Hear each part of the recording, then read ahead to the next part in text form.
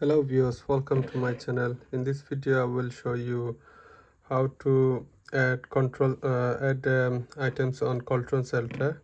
So if you've newly upgraded your iPhone to iOS 26 and you are looking for control center and there's nothing showing here, you can't add or remove items from your control center.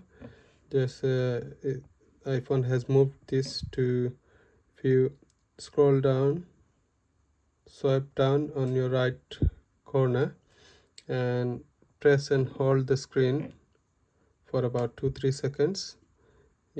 From here you can add control center or remove from here. So let's say I'm going to remove screen recording, and if you want to add it, add control center, and then you can either search it, screen recording. Here is added to your control center. You can just swipe, will be gone. So once you do it, now the screen recording widget is added.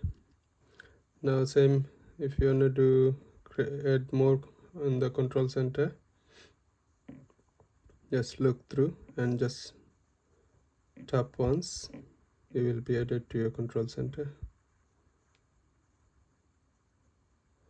I hope you find this video helpful. Please subscribe to my channel and hit the like button. Thank you.